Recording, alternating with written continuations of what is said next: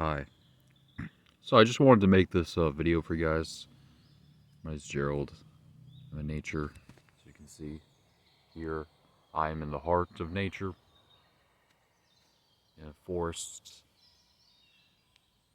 and I'm actually in Netherlands right now. There's some people being annoying in the background. I'm in a forest, but you're never far from nature here. So I just started this YouTube channel, and I just wanted to tell you guys what I'm going to talk about. So I'm talking about everything that's happening in society right now, and sorry, the bugs are really biting me. In whatever country you're in, you're gonna be affected by it. Sorry, I just hear some sounds. And I wanted to talk about in Netherlands, they have a serious uh, problem where they're taking children from their parents. It's annoying people out there. And they have a real problem where they're taking these children. Sorry, the bug's really biting me. And they're putting them into foster homes. And I want to talk to you guys about this. And also about some interesting dreams that I've had. Some very, very strange prophetic dreams that I have. I'm not sure absolutely what they mean, but I do have some weird dreams. One of my dreams. So I'll actually talk about the dream first. Maybe. And what I'll tell you is that bugs. What I'll tell you is I'll tell you about what happened to my family. And my girlfriend, she actually had her baby taken from her when the baby was 1 year old, and I was very close to her. I knew her very well. I pretty much raised the baby myself. The father only seen her twice, and it had to do with a false report made by her ex-boyfriend. And, she was just angry that he wouldn't give her money, and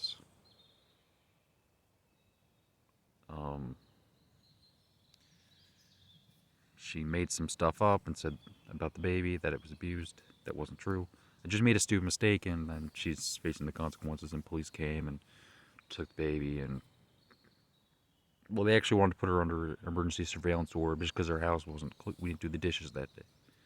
We were going to do it that day. They just happened to come on a day. We didn't do it. And we refused, and we tried to flee the country, in my advice, and then that didn't work. That some guy reported us, some taxi driver, no idea why. And it was just the worst thing that's ever happened to me. Just absolute nightmare. And I just wanted to tell you that if you are a foster parent in Netherlands, you are part of the problem. You are violating human rights. You're violating human rights. And that's, that's just the truth. 100%. Okay. Sorry about the light there.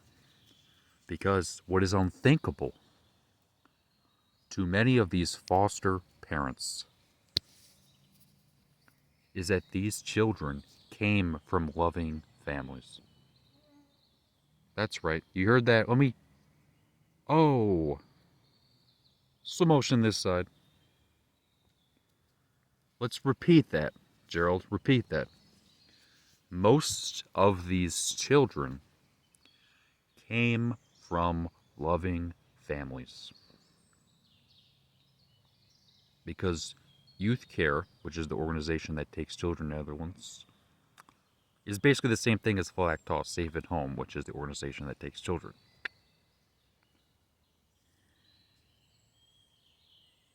And they take children, and we had known about it before it happened because we'd been investigated for some nonsense before, and we knew they were bad. They violated our rights. They took the baby and brought it to back to the country we tried to leave without. It was in Europe, so without a what's it called? They didn't have an international arrest warrant. a court order. They don't work internationally, so it made no sense. Because it's civil law. They're not even supposed to get police involved. Keep in mind, it's civil law. They're not supposed to. Unless it's a criminal case. It was not a criminal case. So how can you take children if you haven't been criminally abused of neglect or an abuse? It doesn't make sense. And what they have in Netherlands, it's called a pedagogical measure, and pedagogue is a teacher. That's what it means, the word. And what often results is these pedagogical measures result in what are called custodial placements. So a custodial placement is when they take your child and put them in a foster home. And they have these judges that do everything that they're told. They do what youth care says. They're being paid by the same organization. So foster parents, judges, social workers who do not, by the way, have degrees in social work. They're the only social worker that calls themselves social worker that doesn't have a degree or any training at all, aside from maybe 2 weeks training in social work. It really, really bothers me. I used to cry a lot when it happened, and I've tried to calm down, but I'm an empathetic person, empath, and knowing how much this baby suffered at the hands of Jeugdzorg, that they basically ruined her life and screwed her up. It's unbelievably sad. She didn't eat for 10 days because she missed her mother so much, and these brainwashed people, they are so dumb, they are so brainwashed, they are so conditioned. And who am I saying is brainwashed? Foster parents, social workers. They can't figure out here's the thing, how can the mother be to blame for the child suffering in foster care if the mother is not there? She's not there. Perhaps it's because she's not there. How can you blame someone for something that they didn't even do if they're not there? So, one of the dominant ideologies of these institutions is that anything that's wrong with the child is the parents' faults. So that's how the Jeugdzorg, youth care, they get away with all the human rights violations. They get away with all the human rights violations because they're ideologues, so they have ideologies. So the people that work in their organizations are brainwashed by the ideology, brainwashed by the institution of Jeugdzorg. And that ideology is starting to collapse. In fact, it's crumbling. It's crumbling. These institutions, they are crumbling. They're collapsing before our eyes. I've never seen so much negative news about Jeugdzorg. I've never seen so much negative news about Jeugdzorg. About how many out-of-home placements there are. How out of control it is. How many lives they're ruining. How all these out-of-home placements are based on false reports, and how social workers don't face perjury charges, and how these judges are essentially morons, psychopathic morons who just do everything youth care says and are essentially partisan, which means that they violate the law. And of course they violate. And this is the great myth that was in the Netherlands for a long time, is that it's the parents that are violating the law. They're bad, they say. They're bad. They won't even tell you what the address that the foster child is located in, even if it's your own baby, your own biological daughter, if you're the mother. They won't even tell you. And they'll, even some lawyers, I call them, because they're called, what are they called? Oh, international child abduction lawyers. By the way, will hate you the most. They hate parents the most. And these international child abduction lawyers, what they know is that parents are responsible for most of the child abductions, because most child abductions, of course, most child abductions are by the government in plain sight, putting your child in foster care, right? But otherwise, most child abductions are actually caused by parents trying to get their child back from a custodial placement by a judge or a horrible custody battle, or and a lot of times it's the best interest of the child to actually be abducted by their parents. So most adoptions are actually by the parents, by the way. So you may not know that. And also, most rapes are caused by people you know, but that's a separate matter. So perhaps, what is Jeugdzorg? What is it? It's a government, essentially a legal government child trafficking ring. It's legal kidnapping. And what happens to these children in foster care? Most of them don't get adopted. Most of them, when they are kicked out, by the way, they are kicked out of the house of their foster parents when they turn 18. When they turn 18. Let me turn the light on for you guys. It's getting dark here. So when they turn 18, they're kicked out. And 90% of these kids, statistically, they end up either as drug addicts, alcoholics, prostitutes, or homeless people.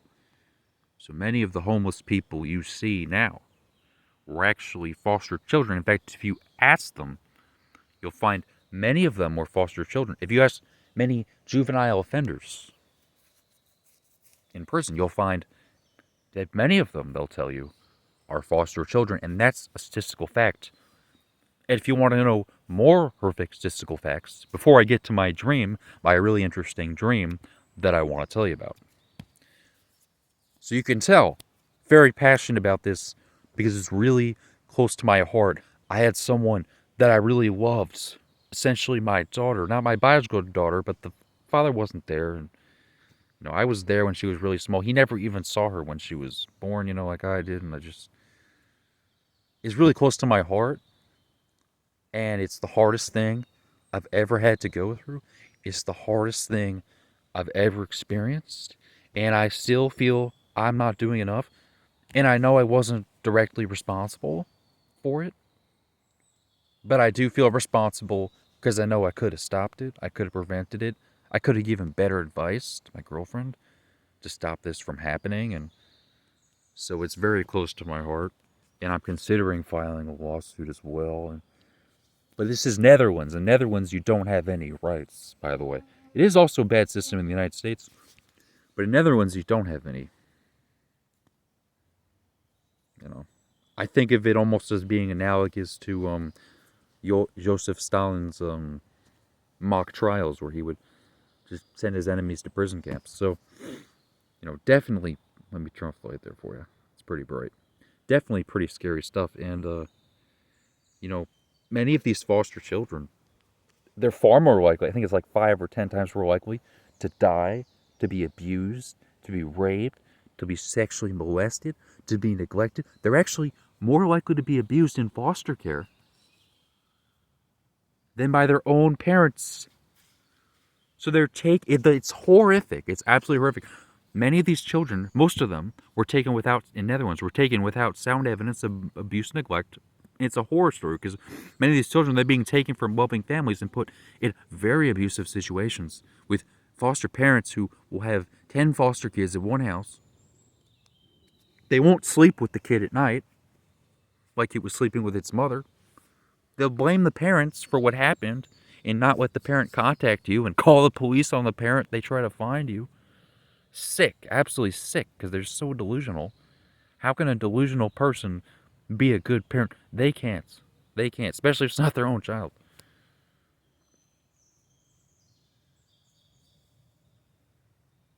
And so I really want to help Irina, that's her name. I really want to help these children.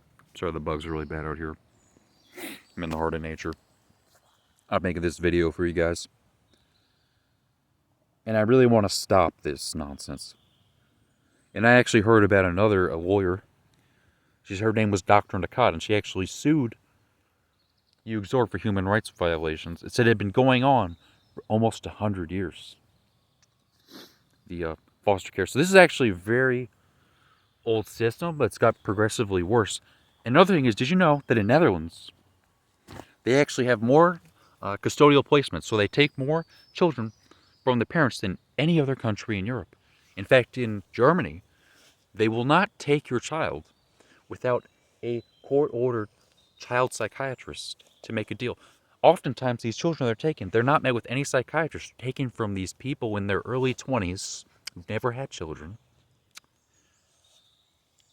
who don't know what they're doing, and who don't deserve to be doing what they're doing, who are essentially getting financially incentivized to take, because they don't make money unless they take children. So they're financially incentivized to take children. They're making money off literally the blood and tears of children. Let me tell you that. And this, I'll tell you, go back to this woman, Dr. Nakat. They labeled her a conspiracy theorist and took away her law license. So it's an absolute mafia. It's an absolute mafia. And she even said, this woman, Dr. Henriette Nakat, that's her name. Now, she will not take any court cases now. I did personally reach out to her as well. I'll get to that. And they took away her license and they called her a conspiracy theorist. So anyone who questions anything is called a conspiracy theorist. And if you tell them what I'm saying, they'll hang up the phone on you. They tell you they can't help you. And I see this as a real problem in the Netherlands. And I want you guys to know, it only takes one candle to ignite 1,000.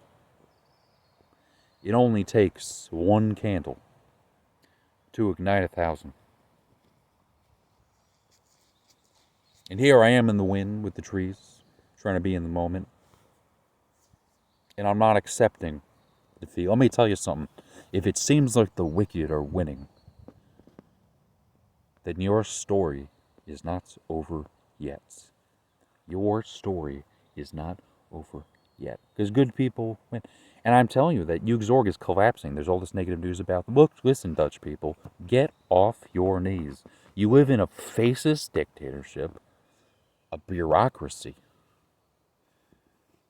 You don't have any human rights. They own the court systems. And you guys need to fight. And in court, it's a war. It's a war for your freedom. They want to steal your children because they want to break your spirit. Because there is a force on this planet. And some call it the... Oh God. Someone's lighting a fire. They call it the inorganic ones. They call it the reptilians.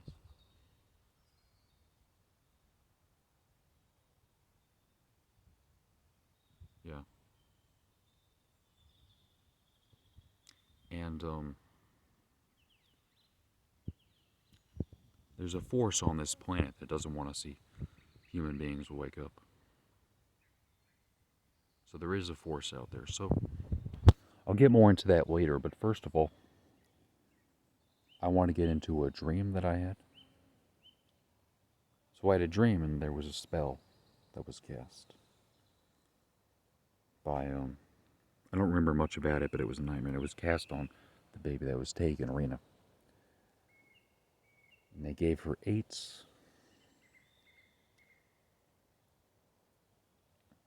There was 8 eyes on her, and it was like these jinn eyes, these evil eyes, and they all around her, and she didn't notice, and it was like a spell was cast on her.